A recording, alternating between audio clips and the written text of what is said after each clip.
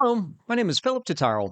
I'm the founder and CEO of market research firm IntelStor. Welcome to your weekly dose of truth to power.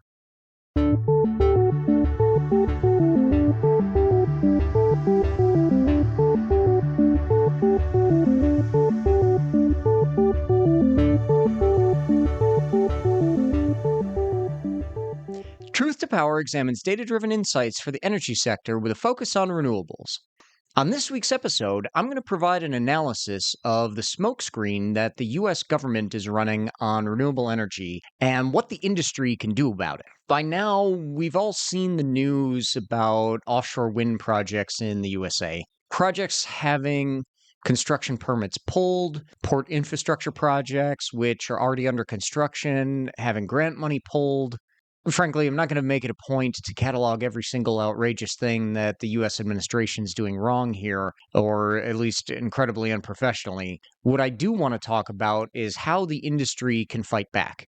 When governments behave like the US administration is choosing to behave towards the trillion-dollar renewable energy industry in the USA, it doesn't really provide confidence to investors who expect a return on their investments. When governments choose to subsidize key industries like energy, it is to help propel their economies into a position of global dominance. How is America now a dominant global power in energy if you frankly have to bully foreign governments and even US state governments into buying natural gas that they don't want, they don't need, and they can't afford? When you make up nonsensical reasons to cancel the construction permit of a project like Ørsted's Revolution Wind, it reeks of a hypocritical smokescreen that's destroyed global energy investor confidence in the USA, and not just for renewable energy, across a lot of different industries. To suggest that any one offshore wind project has security concerns that would be equally weighed and equally shared by all other projects is such a clear and frankly very poor lie. In the meantime, Ørsted and their partner Skyborn Renewables, which is owned by US investment house BlackRock, they've spent more than $4 billion on construction to date, as well as tens of millions on the lease auction in the first place. When you cancel the construction permit for the project, you're damaging American jobs, American tax revenue, and the majority of the major subcontractors on the project, almost half of them have a US based subsidiary which employs mainly US citizens and green card holders. When you engage in this hostile and deliberately antagonistic behavior, there are consequences. These consequences have already manifested themselves, like more than the $50 billion in capital that would have been spent in the USA over the past 7 months, that's now made its way to the UK, Canada, Poland, Denmark, and Germany. For someone who seems keen to portray himself as an expert businessman, that's not so clever, is it? The offshore wind industry in the USA was poised to be a $1 trillion industry all by itself by 2035. If investments in port infrastructure and projects were allowed to continue and claim investment tax credits and manufacturing tax credits.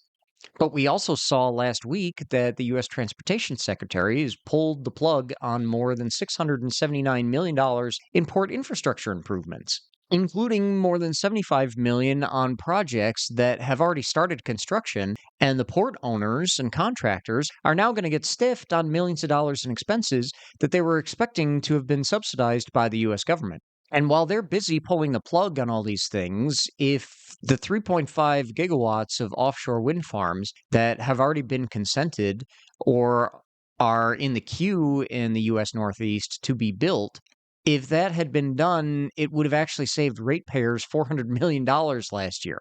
Bottom line is, when governments choose to spend money to support the growth of a strategic industry, it unlocks private investment. It serves to de-risk an industry that is the wave of the future, and one that, frankly, we don't want to lose out to China's global dominance. Since the inception of the production and investment tax credits, more than $160 billion of U.S. taxpayer money has been committed by the government over the past 32 years. That has unlocked more than $250 billion in CapEx for onshore wind energy project development in the USA, as well as more than $100 billion in capital investments for domestic production of wind turbine components. It's also unlocked more than $300 billion in capital in solar project development, as well as factories to produce racks and electrical equipment. Energy storage is already a $65 billion and growing industry, according to IntelStor. And now the Department of Agriculture has also canceled the program that funds farmers in the USA to install wind and solar. That program spent more than $1.6 billion since inception and was projected to spend more than $2 billion in the next 10 years alone. Now, hardworking farmers in the USA who've spent money on renewable energy systems to back up their critical agriculture equipment are getting stiffed on their reimbursements. So it seems to me like this president is the world's most incompetent businessman. And I hope that the people who claim to be leading this industry, the industry trade associations and lobby groups, stand up to this bully at some point. I'm certainly doing my part. We can't live in fear of retaliation. We need to fight back and call the administration out for their hypocritical nonsense. We won't be quiet. We won't be shoved in the corner. Renewable energy contributes to the USA and to the rest of the world to the tune of trillions of dollars. Any smart businessman would be on board this train because it's leaving the station. Thank you for joining me this week. I'm Philip Totaro, and this has been your weekly dose of truth to power. Follow us on IntelStor's YouTube channel as well as your favorite audio platforms. And visit www.intelstor.com to join more than 200,000 subscribers to our renewable energy data solutions. A full analysis of the renewable energy market in the USA is available to subscribers. And you can register today for the next Wind Summit event in Houston, Texas this October. Visit www.windsummit.org and join hundreds of your industry colleagues from companies like NextEra, EDPR, EDF, Pattern Energy, Clearway, Apex Clean Energy, and more. We hope to see you there.